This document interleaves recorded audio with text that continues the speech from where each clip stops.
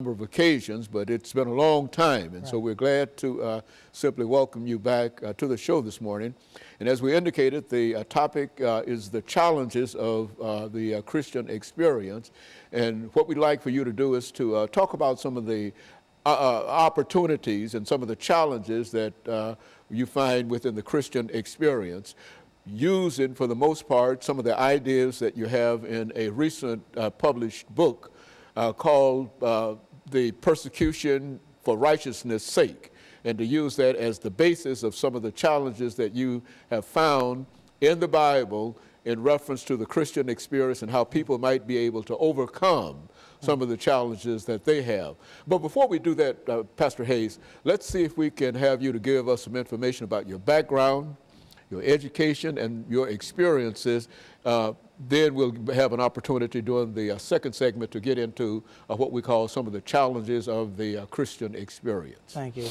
Well, Dr. Haney, I've been in ministry for basically all of my life. I started preaching at the age of 9 years old. I have attended Tennessee State University, Vanderbilt University, Gammon Theological Seminary, where I received my Master's of Divinity. I've also had an opportunity to just work with many people growing in ministry. I've been pastoring in the United Methodist Church for over 37 years, several churches.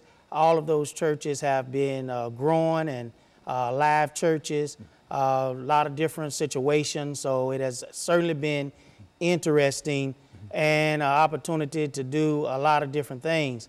Also, you find in the ministry opportunity to deal with a lot of different people. Through church growth, I have won one of the highest awards in the United Methodist Church called the Denman Award. This is an evangelism award.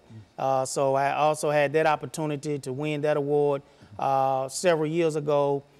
We took a church from very few members to over 400 members in like a 3-year period. So that was also an exciting time of ministry.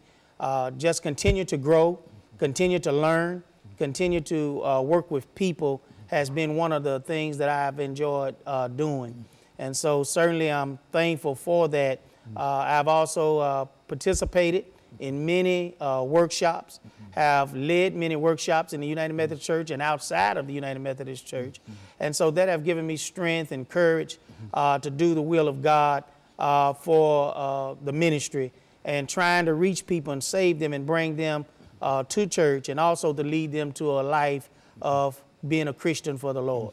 And so you've been involved in ministerial work one way or the other, practically, as a matter of fact, I think you said practically all of your life. In a real sense, after having started preaching at the age of 9, certainly you've been involved literally all of your life dealing with the Word of God one way or the other. And as I indicated earlier, there are some of the challenges that I'm sure that during the many years that you've been involved with this ministry, there are some of the challenges that you've been able to pull out in terms of being able to deliver to our audience this morning some of the challenges and how the Christian experience has been able to help people overcome some of those challenges. What would you say, looking at your ministry, one of the things that you've had to deal with more than any other real item, and what we're suggesting here, because we've got a minute in this segment, to simply think in terms of a single item that you think that, that you've had to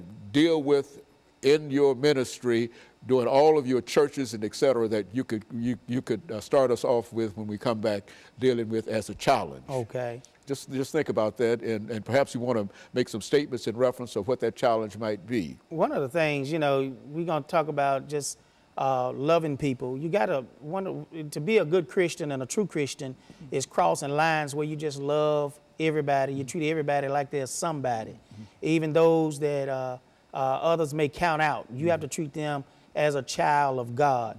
And you have to show yourself as a Christian and give yourself Christian love. Very good. And so one of the great challenges that you'll talk about after our first commercial break will be what? The ability to be able to love one another. Is that it? And we'll be back with our audience following this very, very short commercial break.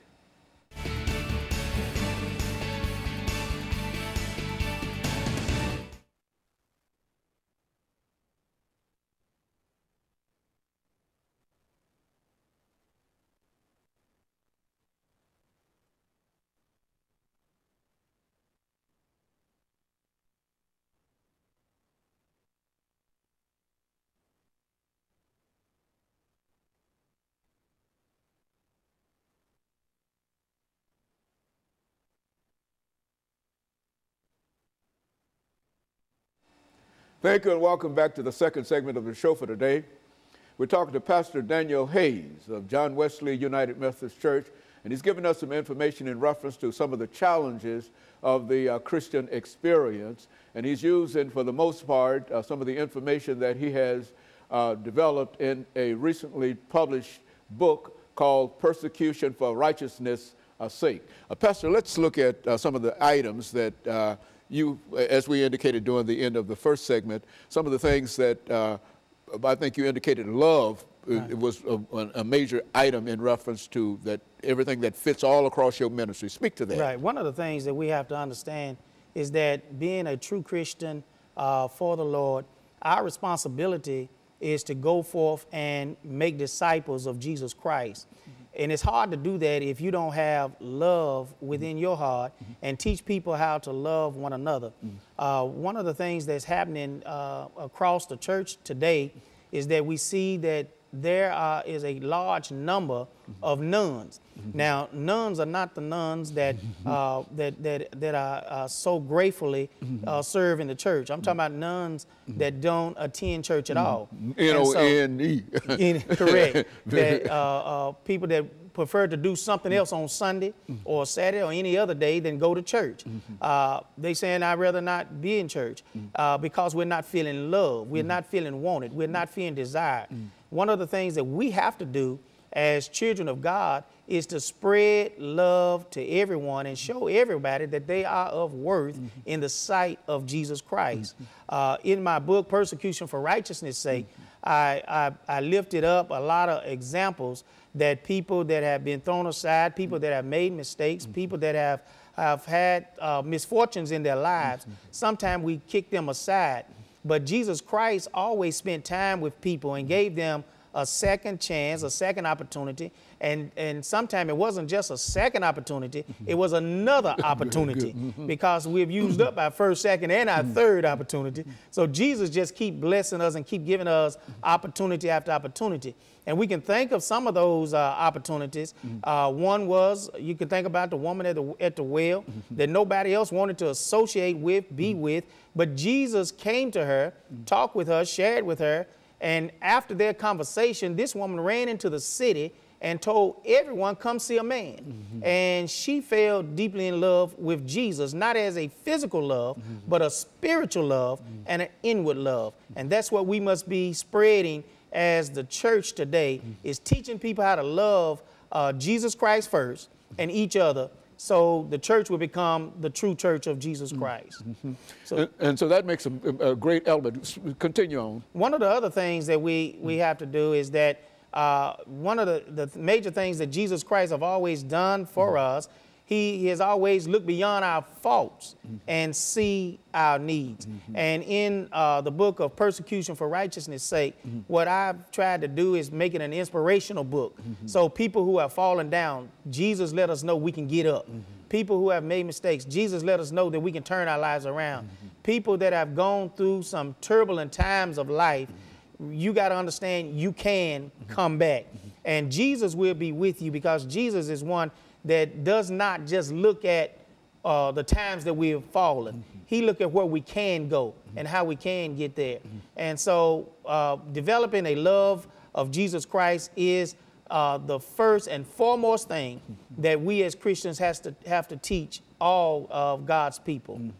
And so that's one of the things that we're going to be, we look at is persecution for righteousness' sake, is also letting people know that sometimes you just can't deal with the main issues that a person might be going through, their storms. You can't just deal with their hardships. You can't deal with just the fact that this person have come from a place that we have never been. But what we have to do is reach out to people and let people know that we love them, but more important than that, we got to teach them that God loves them so they can get up and run like they never ran before for the Lord. So that's one of the things that we want to do, is let people know that once you've gone through the storms, you can come out. You can start all over again. You can reach the top regardless of where you are. If you're in the valley today, you don't have to stay in the valley. If you on a stormy sea of life, guess what? That stormy sea can also pass by, and you will find yourself sailing on blue waters and on clear waters. And that's what God desires for us. So what we have to do is unite together and show people that God is a God of love, and we got to be stewards of love. We got to let everybody know, if we are claiming that we love Jesus Christ with all of our heart, our soul, and our mind, we got to show other folk that we love them and not be afraid to love folk. I used to have a saying when a person would join church, one of the things that I ask of you is that you love us, but more important, you be reminded over and over again that we love you, and we are not afraid to love you. One of the things I find out in church today, everybody's afraid to love each other. And so if we're going to be true Christians of God, we have to step out on faith and just love each other. And that's what you mean when you say step out on faith, that you might have to love somebody who might not love you at that particular moment, but by your love, they might respond differently. Is that what we're saying? Correct.